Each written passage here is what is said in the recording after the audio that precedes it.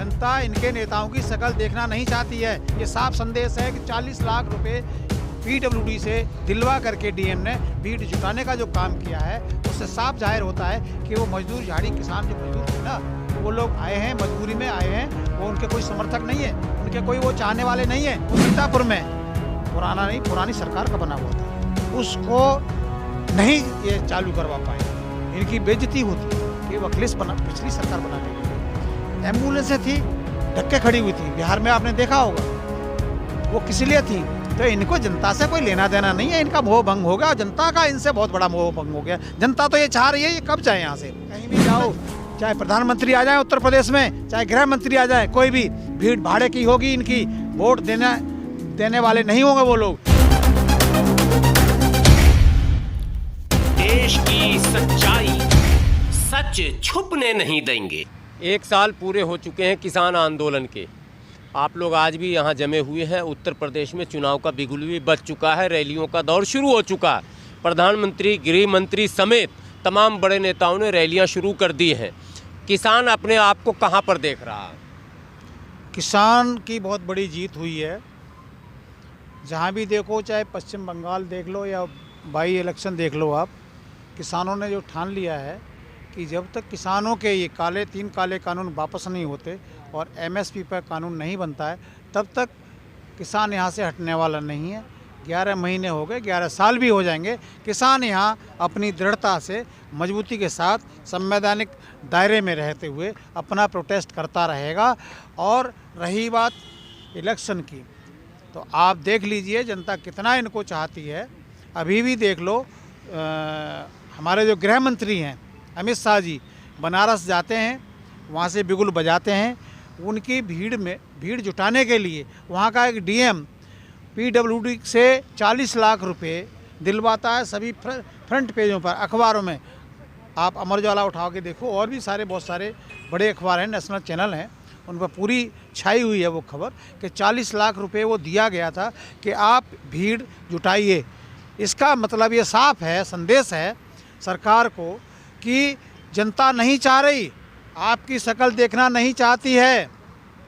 जनता इनके नेताओं की शक्ल देखना नहीं चाहती है। ये साफ संदेश है कि 40 लाख रुपए पीडब्ल्यूडी से दिलवा करके डीएम ने भीड़ जुटाने का जो काम किया है, उससे साफ जाहिर होता है कि वो मजदूर झाड़ी किसान जो मजदूर थे ना, वो लोग आए हैं, मजबूरी में आए हैं। वो उनके कोई समर्थक नहीं है, उनके कोई वो चाहने वाले नहीं है सरकार के। नारे तो सब लगाते रहते हैं भाई। देखो, जब पैसा मिलेगा कहाँ लगाते हैं। अभी योगी जी आए थे, वहाँ समाजवादी पार्टी के लोग गुणगान कर रहे हैं। जब मीडिया में वो चलाया था, वीडियो में दिखा दूंगा, देखा भी होगा आपने।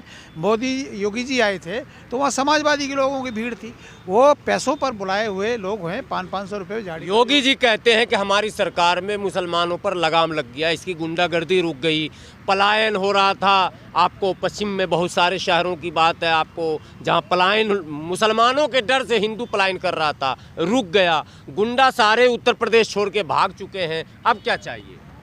कोई पलायन नहीं हुआ। जो पलायन हुआ वो सबकी गलतफहमियां दूर हो गई हैं। और मुजफ्फरनगर पंचायत ने ये साबित कर दिया कि हिंदू और मुस्लिम, सिख और ईसाई, ये हमारा जो देश है एक गुलदस्ता है, इसमें सभी जातियां समाहित हैं। अब सिर्फ वहाँ ये रह गया है कि अब कोई जाति नहीं है, कोई जाति भी नहीं बटेगा, कोई धर्म में नहीं बटेगा।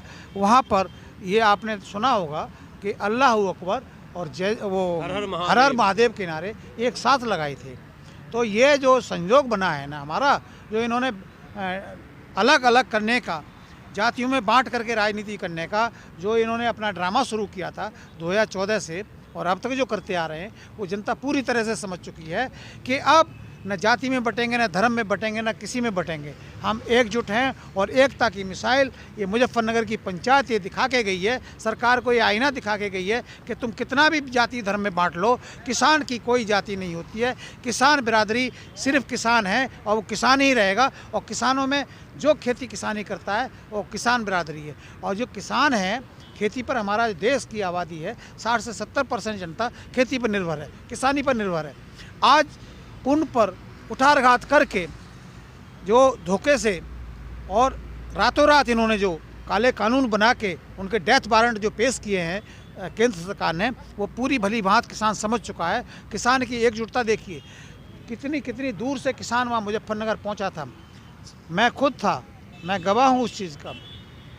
मुजफ्फरनगर जैसा ज़िला, बड़े बड़े रोड, चौड़े चौड़े रोड, वो रोड मुझे खाली नज़र नहीं आ रहा था।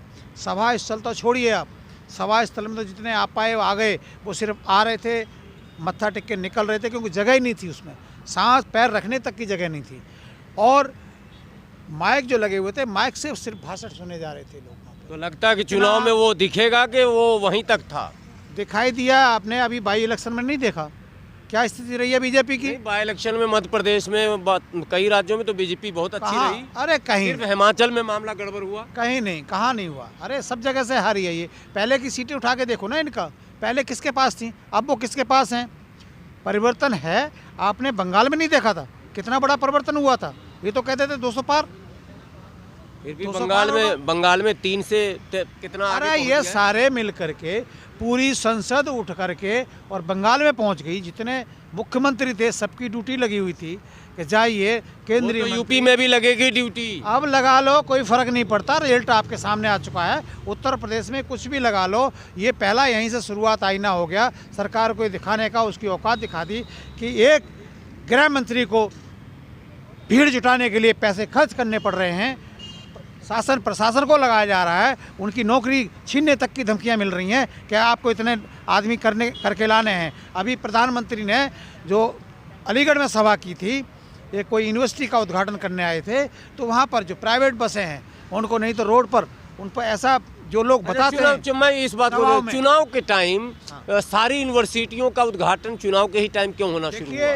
आजमगढ़ में भी यूनिवर्सिटी का उद्घाटन हुआ। देखिए मैं क्या कह रहा हूँ, इन्होंने हमेशा घोषणाएं की हैं। ये घोषणा वाली सरकार है। धरातल पर मुझे बताइए, क्या 2014 से कितनी इन्होंने घोषणा कर रखी थी? कौन सा एक वायदा मुझे बताइए धरातल पर, कई जो वायदा किया था, जो घोषणा की थी कि सड़क पर, आप धरातल पर बताइए कि कौन सा इनका कार्य पूरा हुआ है। बुलेट ट्रेन का सपना दिखाया था लोगों को कि बुलेट ट्रेन में कब का शिलान्यास हो चुका है।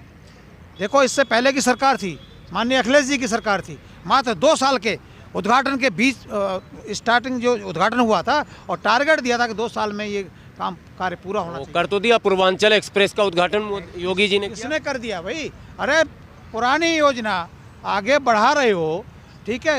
इन्होंने अपना कौन सा नया काम किया है? सीतापुर का हॉस्पिटल था, किसके टाइम का बना हुआ था? कोरोना काल में लोग जाने गंवा रहे थे, लाखों किसान, और जो गरीब जनता थी हैं, उनको दवाई तक मुहैया नहीं हुई, ऑक्सीजन तक मुहैया नहीं हुई, जाने का मारे थे। हॉस्पिटलों में ऑक्सीजन सिलेंडर नहीं मिल रहे थे। सीतापुर में माननीय अखिलेश जी के टाइम का, अयोध्या को तीर्थ नगरी बना दिया। मेरी बात सुनिए। वो सीतापुर में पुरानी सरकार का बना हुआ था, उसको नहीं ये चालू करवा पाए। इनकी बेइज्जती होती कि वो अखिलेश पिछली सरकार बना के गई है। एम्बुलेंसें थी, ढक्के खड़ी हुई थी, बिहार में आपने देखा होगा। वो किस लिए थी? तो इनको जनता से कोई लेना देना नहीं है। इनका मोह भंग हो गया, जनता का इनसे बहुत बड़ा मोह भंग हो गया। जनता तो ये चाह रही है ये कब जाए यहाँ से। इन्होंने झूठ बोल के युवाओं को गुमराह किया था। 2 करोड़ आपको नौकरी मिलेगी, प्रतिवर्ष मिलेगी। 15-15 लाख उन गरीबों को, किसानों को खाते आएंगे। जनधन खाते खुलवाए थे इन्होंने, फिर वो जीरो बैलेंस के खाते खुलवाए। लोग झाड़ी मजदूरी छोड़ के बोले 15 लाख आएंगे, 5-5 दिन में खाते नहीं खुल रहे हैं। लाइन में लगा हुआ है आदमी, खाता खुलवाया और जो उनका जो डाला था बैलेंस वो भी ख़त्म कर लिया इन्होंने, वो भी सब वापस ले लिया इन्होंने। इतना बड़ा छलावा किया है इस गरीब मजदूर और किसान के साथ में, किसान ने, इस सरकार ने, वो कभी इसे माफ़ नहीं करेगा। और अगर सरकार फिर से योगी जी की बन गई तब क्या होगा? अरे नहीं बनेगी भाई, कैसे बनेगी? आप देख लीजिए ना।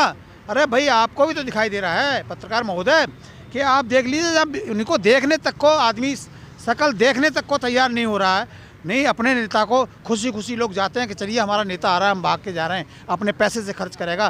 प्यार और लगाव होता है तभी भीड़ इकट्ठी होती है। इनसे मोह भंग हो चुका है, ये साबित हो चुका है। कहीं भी जाओ, चाहे प्रधानमंत्री आ जाए उत्तर प्रदेश में, चाहे गृह मंत्री आ जाए, कोई भी भीड़ भाड़े की होगी इनकी। वोट देने वाले नहीं होंगे वो लोग। सिर्फ चेहरा दिखाने से, भीड़ इकट्ठी करने से अब वोट नहीं मिलेगा। अच्छा, आपसे अगर आइडियाज पूछा जाए कितनी सीट मिलेगी भाजपा को? भाजपा की जमानत जब्त होंगी। मुश्किल से अगर 50 सीट भी ले जाए तो बहुत बड़ी बात है। शहरी सीट ले सकते हैं ये, बड़े बड़े बनिया व्यापारी हैं, बहुत बड़े। छोटा व्यापारी तो वैसे भी वो दुखी है, परेशान है। ये कहीं नहीं, 50 सीट से ऊपर आंकड़ा 50 जो है ना इनकी लग जाए तो बहुत बड़ी बात मान लो। ये जो 2007 में जो आंकड़ा था वो स्थिति इनकी आने वाली है। 2007 में 47% थी ये सरकार, और वहीं वो उसी कंडीशन में वहीं धकेल के वहीं भेज देगी जनता यहाँ से। क्या नाम हुआ पूरा बताइए। मेरा नाम रणवीर सिंह यादव है। मैं भारतीय किसान यूनियन टिकैत से अलीगढ़ मंडल का प्रमुख महासचिव हूँ।